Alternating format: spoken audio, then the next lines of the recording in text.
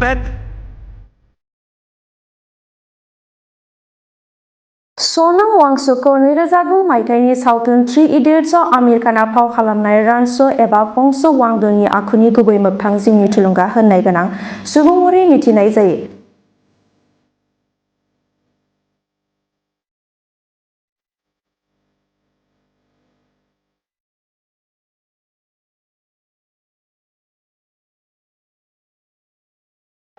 जेराव गावनि थाखायल' थांना थानाय नङा, गुबुननि थाखाय थांना थानाय थांखिखौ सनम वांचुकआ थांनानै थायो।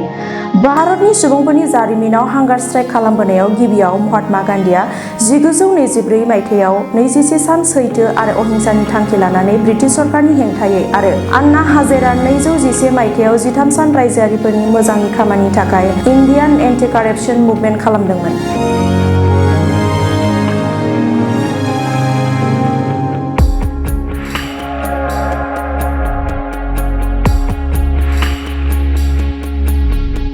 बेबादिनो सनम वांचुकआबो 2026 मायथाइयाव दासिम 19 सान सोलोंथाइनि थाखाय हांगार स्ट्राइक खालामदों, जाहाथे फरायसाफोरनि इयुना गोजों जायो।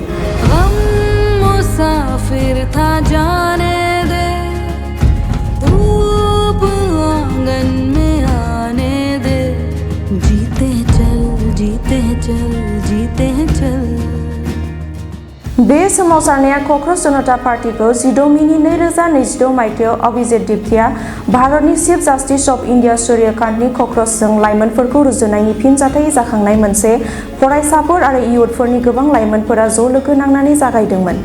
आथिखालाव बे सोमावसारनाया सनम वांचुकआ नीट आनजादाव पेपार लिक जाबाय थानायनि हेंथायै इउनियन एडुकेशन मिनिस्टार धर्मेन्द्र प्रधाननि बिबान गारनायखौ दाबि खालामनानै गोदान दिल्लीनि जन्तर मन्तराव दिनै 19थि दिनावबो जोबनाय गैयै हांगार स्ट्राइक खालामदों। सनम वांचुकआ हांगार स्ट्राइक खालामनानै देहाया जोबोद लोरबां जालांबाय। दिल्ली हाइकर्टआ मख'जाथाव बिबानगिरिफोरखौ बिथांनि देहा फाहामथायखौ सानफ्रोमबो नोजोर लाखिनो आरो गोनां जाब्ला देहा फाहामथाय खालामनो बिथोन होदों आरो फाहामथाय होगासिनो दं। वांचुकनि मोदोमनि लिरथाया दासिम 9 केजिनिबो बांसिन खमायबाय। बे सनम वांचुकआ सरकारनि फिननाय मोनाजासिम बे हांगार स्ट्राइकखौ फोजोबा होनना थांखि लादों। नाथाय सनम वांचुकनि देहाया जोबोद गाज्रि हालोदाव दं।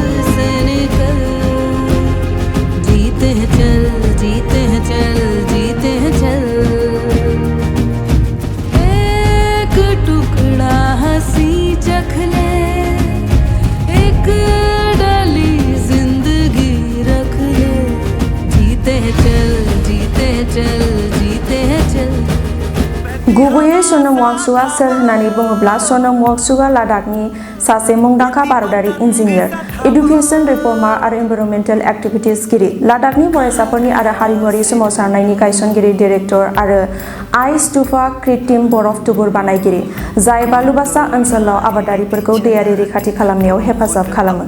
लाइमोनफोरनि सोमावसारनायावनो सनम वांचुकआ हांगार स्ट्राइक खालामना मदद खालामदों, गोबां लाइमोनफोरनि जानानै। नाथाय सरकारनिफ्राय 19 साननि उनावबो जेबो रेसपन्स मोननो हायाखै। बिब्दिनो सनम वांचुकनि हालोदाबो जोबोद गाज्रि जाबोदों, रायज्लायनो थाबायनोबो हायै गाज्रि थासारियाव जानानै दं।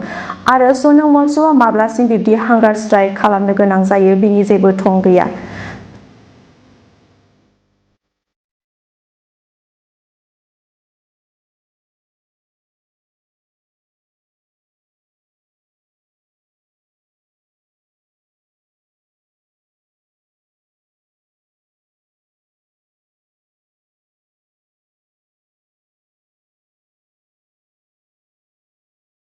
मख'नो नांगोन दि थांनाय 2018 मायथाइयाव गंगा दैमानि रैखाथिनि थाखाय जी.डी. आग्रवालआ हांगार स्ट्राइक खालामदोंमोन। स्वामी ज्ञान स्वरूप चंद मुङैबो मिथिजानाय सासे बारग' आइ.आइ.टि. फोरोंगिरि आरो इनभाइरनमेन्टेलिस्ट, बिथाङा गंगा दैमानि रैखाथिनि थाखाय दाबि खालामनानै 111 सान हांगार स्ट्राइक खालामदोंमोन आरो जिउ गोमानांदोंमोन। बेबादिनो सनम वांचुकआबो जानांगोन नामा? हादरनाङै बयनियावबो सोंथि सिखारदों। निउज डेस्क डिजिटेल बड' निउज।